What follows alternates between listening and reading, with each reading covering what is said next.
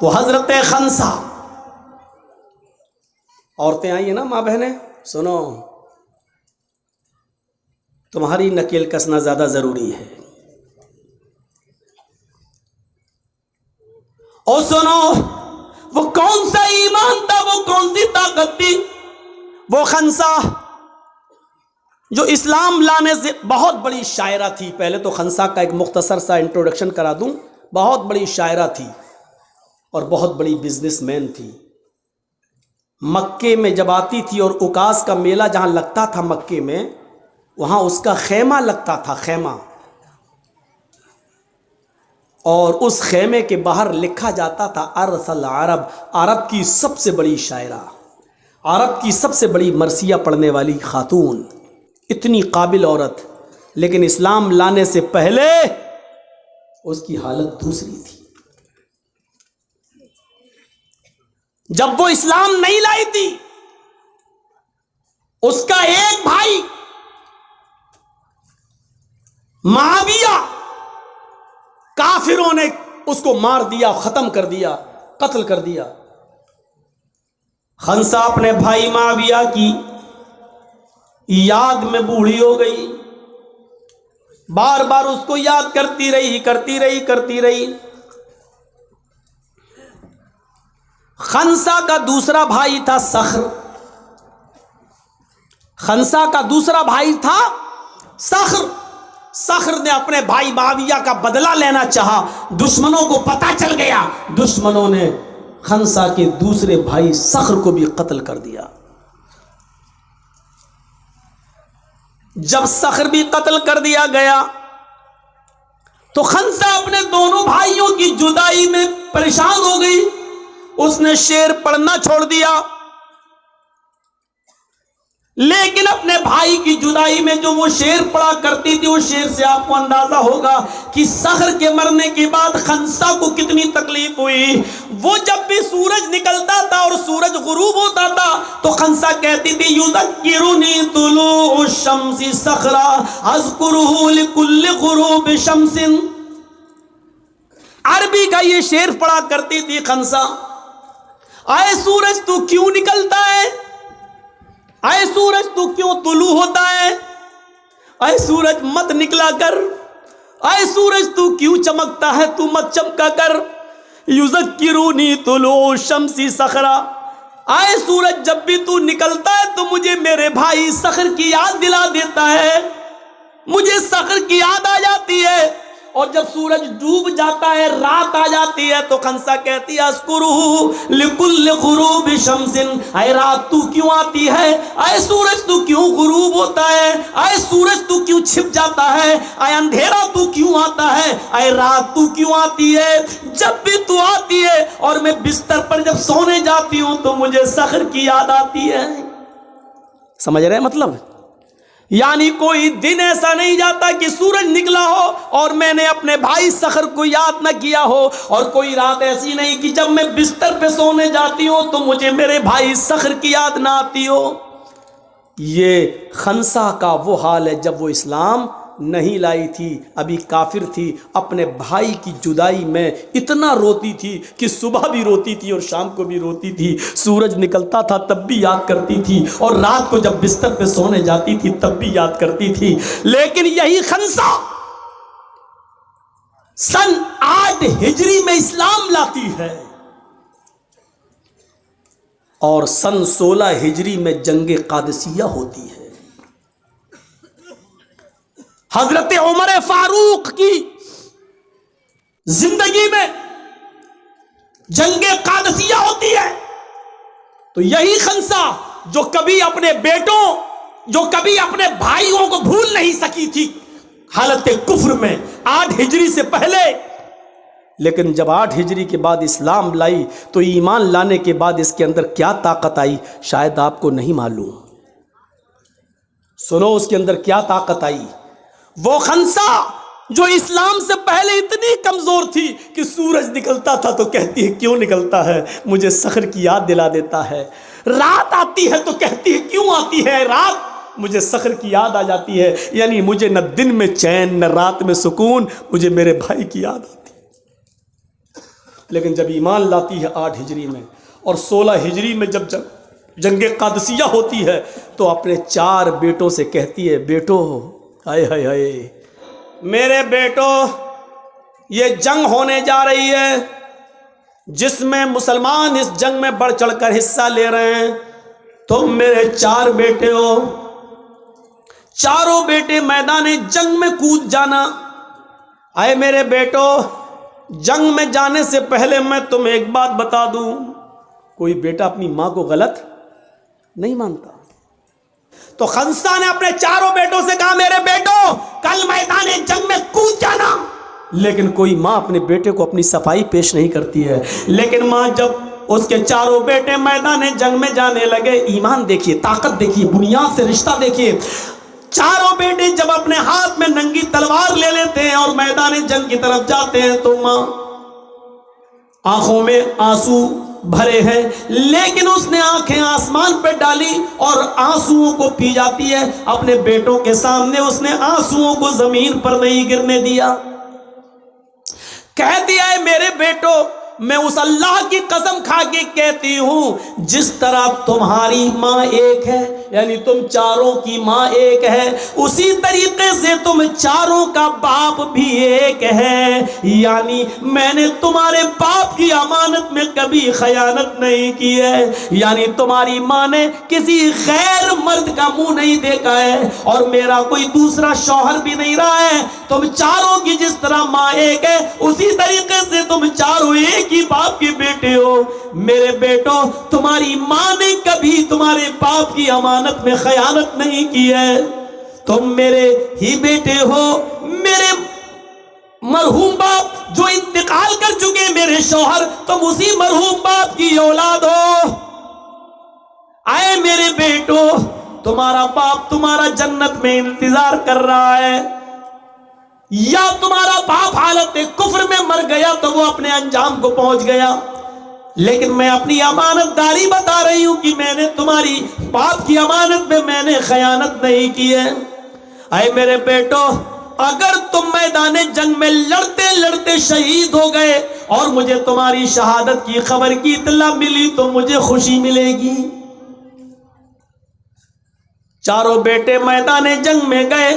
پہلا بیٹا قتل کر دیا گیا, دوسرے بیٹے نے جھنڈا پکڑ لیا.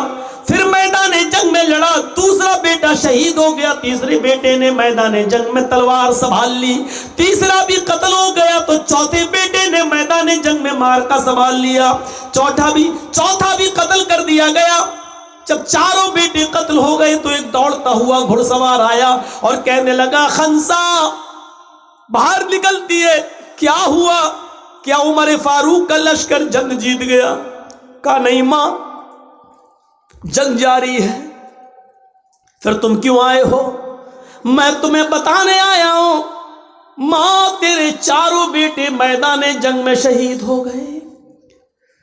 جب اس عورت نے, اس خنسا نے یہ سنا کہ میرے 4 بیٹے میدان جنگ میں شہید ہو گئے, نظر آسمان کی اوپر ڈالتی ہے, کیا کہتی ہے؟ الحمدللہ الذی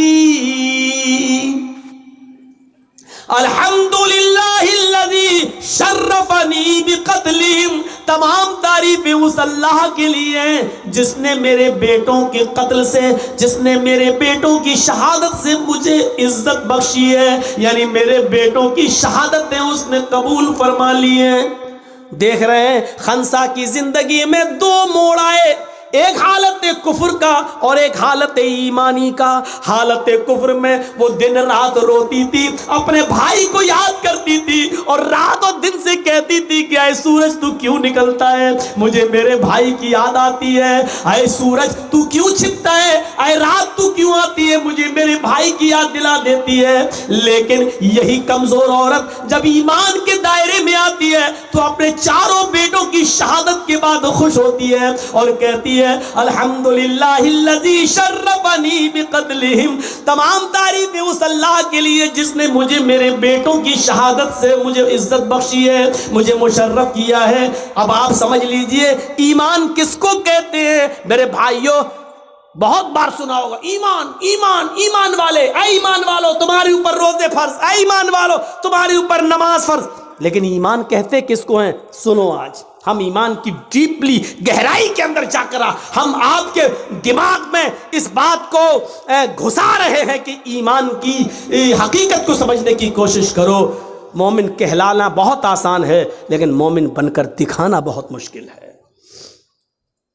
جو اپنے بھائی کا غم نہیں بھول پا رہی تھی وہ اپنے بیٹوں کی شہادت پر خوش ہے اور کہہ رہی ہے کہ قیامت کے دن اللہ ان بیٹوں کی شہادت کے بدلے مجھے بھی جنت دے دینا، کیونکہ میں نے بھی اپنے بیٹوں کو کھویا ہے. اگر میرے بیٹوں نے شہید ہو کر میدان جنگ میں لڑ کر اگر انہوں نے اپنی جان کا نذرانہ دیا تو میں نے بھی اپنی کوکھ سے پیدا کرنے کے بعد اپنے بیٹوں کو کھویا ہے. ذرا تصور کرو ایمان کس کو کہتے ہیں. ایمان وہ عورتیں ایمان کیا جانیں جو اپنے 5-6 سال کے بچے کی پینٹ کی چین کھول کر نالیوں میں پیشاب کراتی ہے کھڑے ہو کر، بیٹا یہاں کر لے.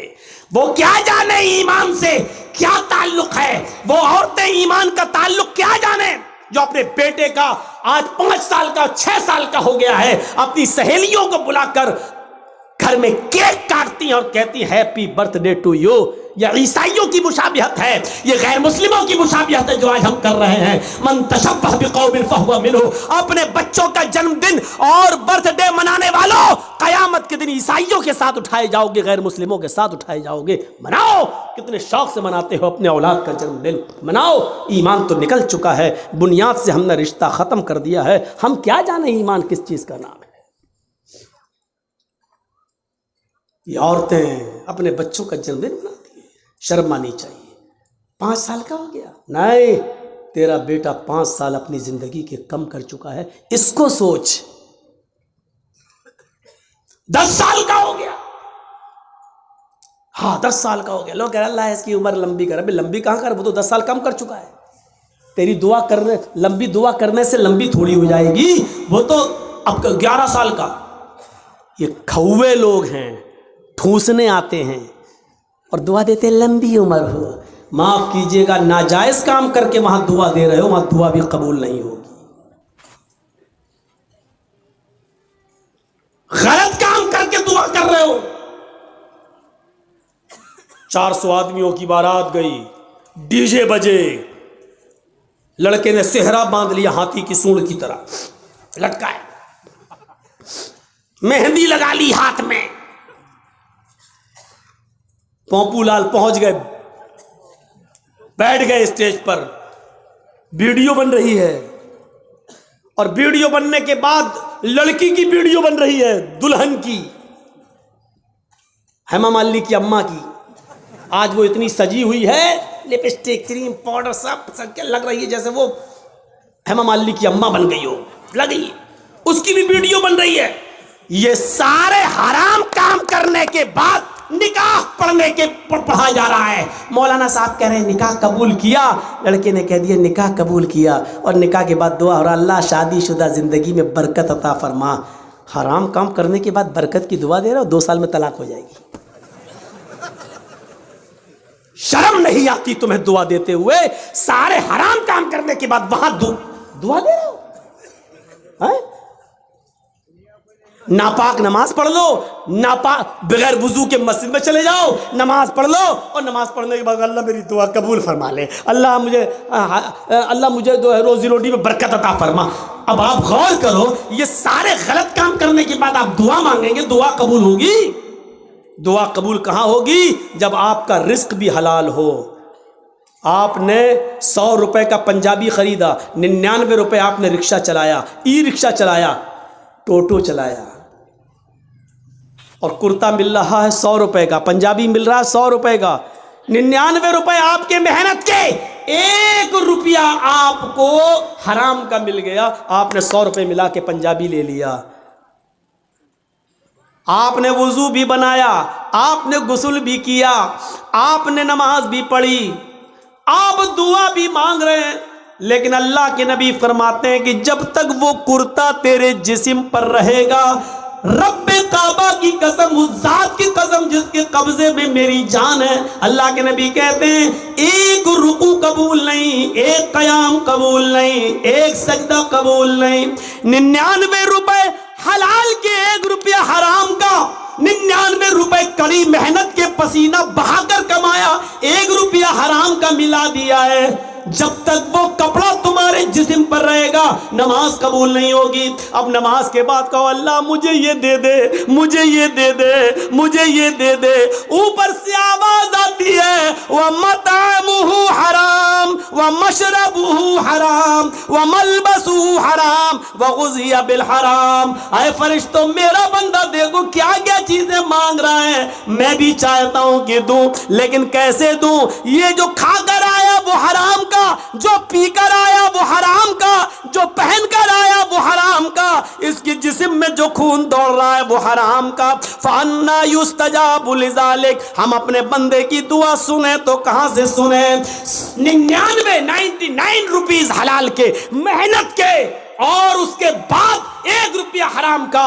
جب ایسا کرنے کے بعد بھی دعا قبول نہیں ہو رہی ہے تو ہماری شادیوں میں ڈی جے اور یہ سب اور ابٹھنے, ہلدی, مہندی سب کرنے کے بعد اور ویڈیو بنانے کے بعد لڑکا اور لڑکی کو پھر کہو اللہ شادی میں برکت عطا فرمائے, یہ دعا قبول ہوگی؟ مذاق بنا کے رکھ لیا آپ نے دعاؤں کا, مذاق بنا کے رکھ لیا آپ نے اسلام کی تعلیمات کا. جتنا مسلمانوں نے اس دور کے مسلمانوں نے اسلام کا مذاق اڑایا, اللہ کی قسم غیر مسلموں نے بھی اتنا اسلام کا مذاق نہیں اڑایا جتنا مسلمانوں نے اسلام کا مذاق اڑایا.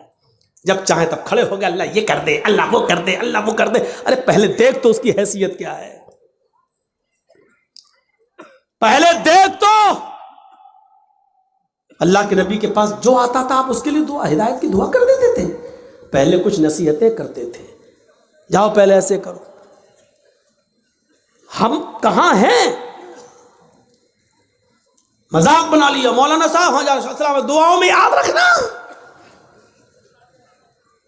ارے ایک دعا مولوی جرجیس تجھے دعاؤں میں یاد رکھے کہ اپنے بیٹے کی دنیا دین دیکھے, اپنی اولاد کا دیکھے, اپنے رشتہ داروں کا دیکھے.